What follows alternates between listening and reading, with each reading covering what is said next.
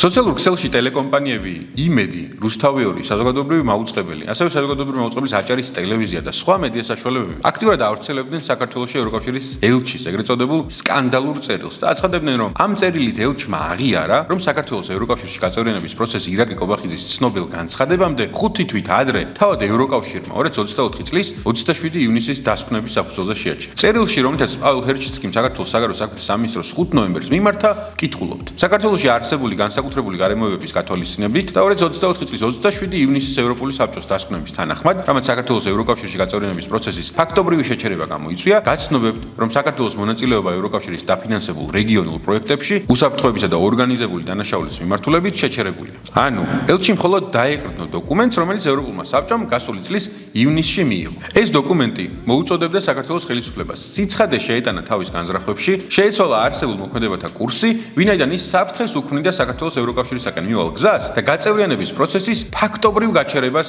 იწევდა. დე ფაქტო შეჩერებას. მნიშვნელოვანი აღინიშნოს, რომ დოკუმენტი მიღებისთანავე საჯარო გახდა და მისი შინაარსი როგორც ქართული ოცნებისთვის, ისე მედია საშუალებებისთვის ცნობილი იყო. მეტიც, დასკვნების მიღებიდან რამდენიმე დღეში პაველო ჰერჩიცკიმ ღიად გაიმეორა, რომ საქართველოს ევროინტეგრაციის პროცესი შეჩერებულია, რაც კიდევ ერთხელ დადასტურდა ევროკავშირის ოფიციალურ დოკუმენტებში. წერილის ამგვარი მანიპულაციური წარმოჩენით მედია საშუალებები და ქართული ოცნების წარმომადგენლები ცდილობენ მოსახლეობა შეცდომაში შეიყვანონ და დაარწმუნონ, რომ საქართველოს ევროკავშირში გაწევრიანების პროცესი, რომელსაც მოსახლეობის უმრავლესობა უჭერს მხარს და რომელიც საქართველოს კონსტიტუციითაა გამტკიცებული, არა ქართულმა ოცნებამ, არამედ თავად ევროკავშირმა თვითნებურად და უმიზეზად შეაჩერა. სინამდვილეში საქართველოსთვის ევროინტეგრაციის პროცესის დე-ფაქტო შეჩერება ქართული ოცნების ბოლოდროინდელი პოლიტიკის შედეგი გახდა, რაც ევროკავშირის არაერთი ოფიციალური დოკუმენტი და განცხადება მოწმობს. როგორც 2024 წლის დასკვნების გამოქვეყნებამდე, ასევე მას შემდეგ. ამ პოლიტიკის შეცვლისა და ევროკომისიის რეკომენდაციის შესრულების შემთხვევაში საქართველოს დღესაც აქვს ევროინტეგრაციის გზაზე დაბრუნების შესაძლებლობა. და მას ევროკავშირის საკუთარ დოკუმენტებსა და განცხადებებში დღემდე ადასტურებს. თუმცა, ირაკლი კობახიძის 28 ნოემბრის განცხადება იმის მკაფიო დემონსტრირება და დასტური იყო, რომ მმართველი პარტია ანტიდასავლური კურსის შეცვლას და ევროკომისიის რეკომენდაციების შესრულებას სულ მცირე 2028 წლამდე